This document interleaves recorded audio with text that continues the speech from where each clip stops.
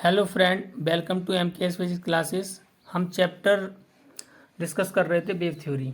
और wave theory में हमने BIDSC एक्सपेरिमेंट देख लिया था, जिसमें हमने ड्राइव किए थे मैक्सिमा और मिनिमा के लिए डेरिवेशन, कहने का मतलब ब्राइट फ्रिंज और डार्क फ्रिंज के लिए, और फ्रिंज विड्थ।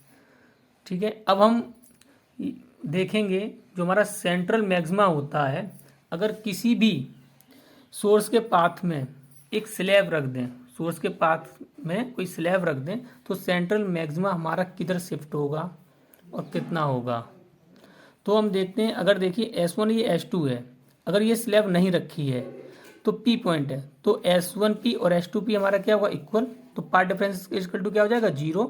तो हमारा सेंट्रल मैक्सिमा यहीं मिल जाएगा। अब ऐसा ना हो करके S1 सोर्स के आगे एक स्लैब रख दी जिसका रेफरेंस इंडेक्स म्यू है और विड्थ कितनी है, T। अब देखो, अब इसके लिए हम पहले इस स्लैब के लिए हम पहले पार्ट डिफरेंस को फाइंड करते हैं। पहले ये पोर्शन देखते हैं, part difference due to slab. ठीक है, ये हमारी एक स्लैब है, हमने रेज लाइट दिखा रखी है 1 2। यहाँ पर जो मीडियम है उसका रेफरेंस इंडेक्स है म्यू और वेलोसिटी कितनी है v, क्योंकि अगर कोई लाइट किसी मीडियम में या किसी स्लैब में जाती है तो उसकी स्पीड कम हो जाती है। एयर में क्या होती है, c। तो स्लैब की जो विड्थ है d, तो पहले इसमें हम देखेंगे कितना कवर हो रहा है हमारा, और इस चीज़ से हम टाइम पहले फाइंड करेंगे।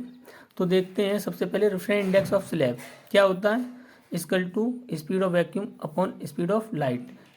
ठीक है, in medium, speed of light in vacuum divided by speed of light in medium. तो यहाँ से v इक्वल टू क्या होगा, c अपॉन म्यू। अब यहाँ से यहाँ तक के लिए हम टाइम फाइंड करते हैं, तो delta t equal to distance upon speed. Distance क्या है d, स्पीड क्या है v। यहाँ से v की वैल्यू पुट कर देंगे तो क्या आ जाएगा हमारे पास, equal to d mu upon c। अब इतने ही टाइम में हम देखते हैं कि एयर में जो लाइट है कितनी डिस्टेंस कवर कर रही है। तो देखो यहाँ पर स्पीड कम है, ठीक है, यहाँ स्पीड क्या है, ज़्यादा, और टाइम दोनों के लिए क्या ले रहे हैं, सेम। तो अगर ये यहाँ पर यहाँ से यहाँ तक जा रही है और यहाँ पे स्पीड ज़्यादा होगी तो वो उसकी डिस्टेंस क्या होगी, ज़्यादा। तो सपोज दैट ये बी पर आ गई, कहाँ पर आ गई, बी, मतलब स्लैब में चली यहाँ तक और एयर में चली यहाँ से यहाँ तक। तो ये जो एक्स्ट्रा पाथ है, ये वाली लाइन एयर में जो एक्स्ट्रा चली है, इसी को हम बोलते हैं पाथ डिफरेंस, और यही हमें फाइंड करना है स्लैब के लिए। ठीक है, अब इसके लिए बात करते हैं, तो डिस्टेंस इक्वल टू क्या हो गया, स्पीड इनटू टाइम। अच्छा, स्पीड की बात करते हैं, कितनी है, c इंटू टाइम। टाइम कितना है हमारा, डी म्यू अपॉन सी, यहाँ पुट कर दिया, इक्वल सी से सी कैंसिल, कितना आ गया, डी म्यू। तो एयर में वो कवर कर रही है डी म्यू और स्लैब में कवर कर रही है डी लाइट डिस्टेंस। अब देखो, मतलब ये यहाँ से आ गई, ये यहाँ से यहाँ, तो जो ये एक्स्ट्रा पाथ है, इसको जो है एक्स्ट्रा पाथ और कवर करना चाहिए, तब जा करके दोनों के पाथ क्या होंगे, सेम। और जितना एक्स्ट्रा पाथ कवर करेगी वो this is known as path difference. ये कैसे निकलेगा, यहाँ से यहाँ की डिस्टेंस माइनस यहाँ से यहाँ की डिस्टेंस। एयर में यहाँ से यहाँ की डिस्टेंस क्या है, डी म्यू, माइनस यहाँ से यहाँ की क्या है, डी, तो डी म्यू माइनस डी। तो पार्ट डिफरेंस कितना आ गया, डी कॉमन ले लो, म्यू माइनस 1।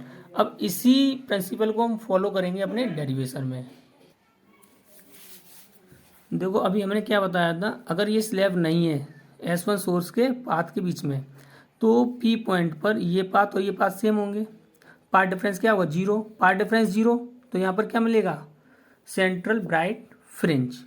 अब हमने एक स्लैब रख दी S1P के पाथ में, तो अब इसमें क्या होगा, S2P पाथ क्या होगा, ज़्यादा, एयर की बात कर रहे हैं। अब इसमें स्लैब से पास होकर जा रही है रेज, तो इसमें जो डिस्टेंस होगी वो इस पाथ से क्या होगी, कम। इस पाथ को इस पाथ के इक्वल करने के लिए क्या होता है, ये स्लैब से जब S1 से सोर्स लाइट जाती है स्लैब से होती हुई, तो यहाँ P1 पर रीच करती है और S2 से यहाँ पर। ठीक है, तो अब इस कंडीशन में क्या होगा, अब देखो, तो यहाँ से परपेंडिकुलर ड्रॉ करेंगे, ये एंगल कितना, थीटा। ठीक है, तो ये एंगल कितना हो जाएगा, थीटा। अब एक्स्ट्रा पाथ देखो, S1P हम फाइंड कर लें, और क्या फाइंड कर लें, यहाँ पर कोई भी पॉइंट ले लो, Q ले लो, QP डैश फाइंड कर लें, वो इक्वल होगा। एक्स्ट्रा पाथ कितना है हमारा, ये वाला। अगर इन सोर्स की जो डिस्टेंस है वो स्मॉल d है, तो ये परपेंडिकुलर क्या हो जाएगा, क्योंकि ये 90 है, क्या इतना हो जाएगा, d साइन थीटा। ये एक्स्ट्रा पाथ है आपका। ठीक है, अब जब अगर हम बात करते हैं इस पॉइंट के लिए पी के लिए, तो यहाँ पर delta x does not zero, हमारा जीरो नहीं है, तो यहाँ पर सेंट्रल फ्रिंज हमें नहीं मिलेगी। सेंट्रल फ्रिंज लेने के लिए हमें ये ऊपर सोर्स को हमें इंसिडेंट करना पड़ेगा S1 P डैश तक। तो इसमें क्या होगा, S1 P डैश और यहाँ से यहाँ तक की जो डिस्टेंस है वो हमारी क्या हो जाएगी, इक्वल हो जाएगी, और जो पाथ डिफरेंस होगा हमारा क्या हो जाएगा, D sine theta. Path difference कितना होगा, डी साइन थीटा, तो वो हमें वही देखना है। पाथ डिफरेंस कितना होगा, डेल्टा एक्स, अभी स्लैब के लिए हमने पढ़ा था क्या था, म्यू माइनस 1 इंटू डी, लेकिन यहाँ पर विड्थ टी ले रखी है तो हम टी लिखेंगे।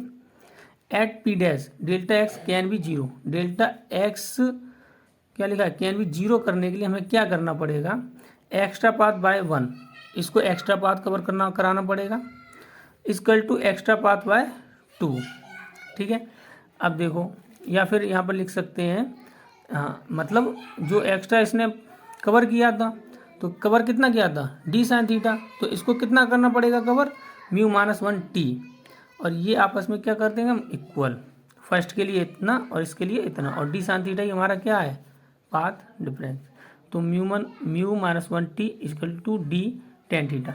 उस डेरिवेशन में क्या था, थीटा इज वेरी स्मॉल, तो sine theta is equal to tan theta.